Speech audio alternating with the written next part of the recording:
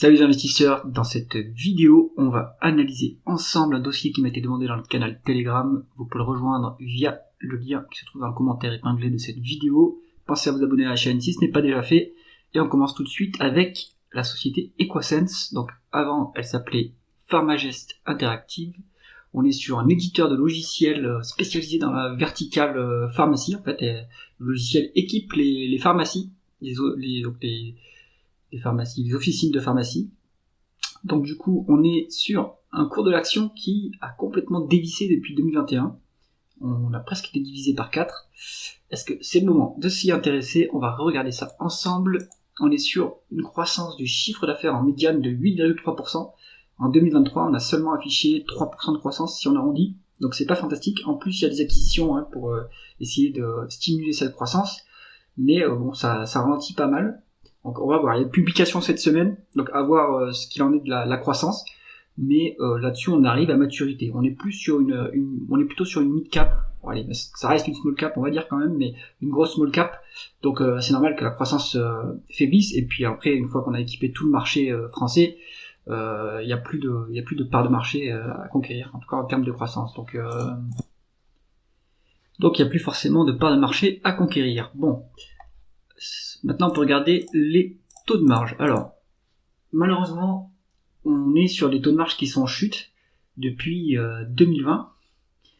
Alors ça veut dire qu'on perd de la capacité à monter les prix ou au moins à maintenir les prix, en tout cas pour le taux de marge brut. Et en parallèle, eh bien, on a le taux de marge d'EBITDA qui décroît également.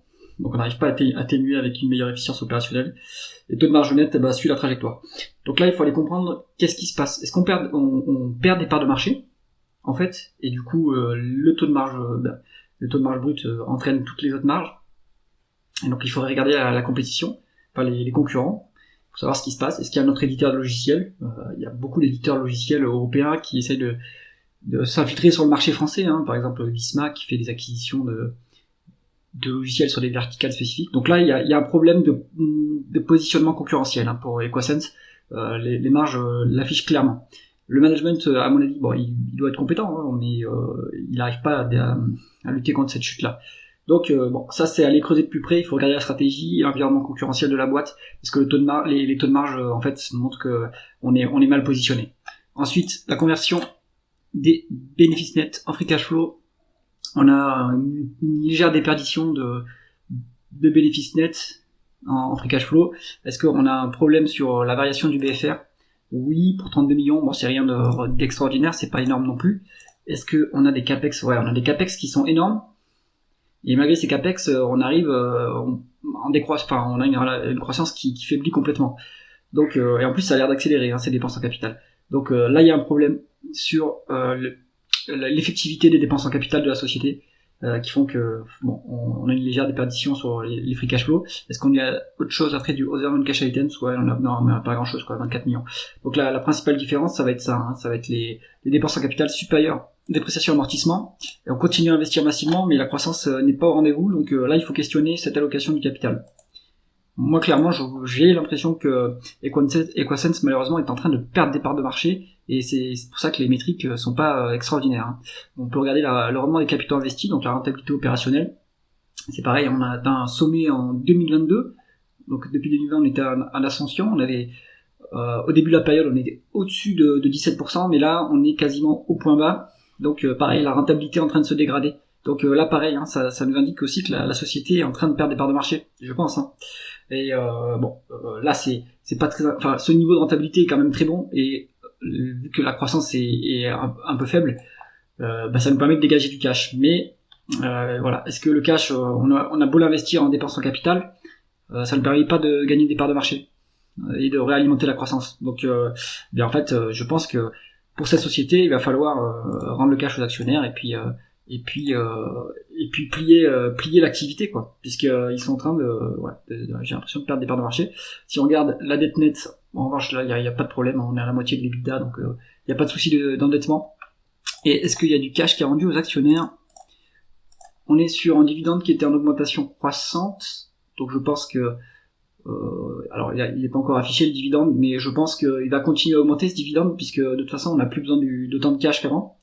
On est un peu plus de 50% en termes de payout ratio, Donc bon, est-ce que c'est bon, légèrement plus, hein, c'est pas très grave. Donc ce dividende il va pouvoir augmenter. À mon avis, les free cash flow vont continuer à augmenter, et parce que en fait on va arrêter de faire des dépenses en capital.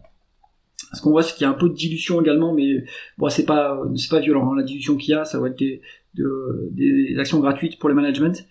Il y a un peu de rachat d'actions de temps en temps pour diluer ces actions gratuites apparemment. Mais globalement, c'est assez stable. Le rendement de l'actionnaire il est à 3,6%, c'est honorable. En fait, c'est principalement le dividende, hein, ce rendement-là. Donc bon, c'est pas si mal à ce niveau-là de rémunération de l'actionnaire. Et maintenant, on va regarder la valorisation. On va se mettre en price to cash flow, vu qu'il n'y a pas beaucoup de dettes quand même.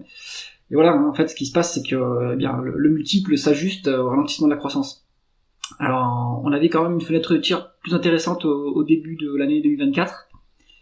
Maintenant, le multiple il s'est un peu redressé sur fin 2024, et là, ça recommence à baisser. Mais le marché, en fait, joue le fait qu'il n'y a plus de croissance sur cette entreprise, et c'est pour ça que le multiple est en train de se dégonfler. Moi, je pense que pour ce dossier, on n'est pas... je pense que les multiples sont pas assez bas pour que ça soit intéressant, vu que c'est une société qui est complètement, qui arrive à maturité, qui est en train de perdre des parts de marché et qui rend pas énormément de cash aux actionnaires. Ça rend un petit peu, 3,5%, c'est sympa, mais pour une entreprise qui en fait n'a plus de croissance, il faudrait augmenter ce rendement de l'actionnaire, éventuellement en rachetant plus d'actions. Et si vous jouez plutôt en fait, voilà, cette société, pour un profil croissance, ça marche pas, il y a plus de croissance. Pour un profil value, ça marche pas non plus, parce que les multiples sont pas assez décotés. Donc, à mon avis, le timing n'est pas super intéressant pour Equasense. J'espère que cette analyse vous a intéressé. Si c'est le cas, mettez un pouce vers le haut et pensez à vous abonner à la chaîne. À bientôt.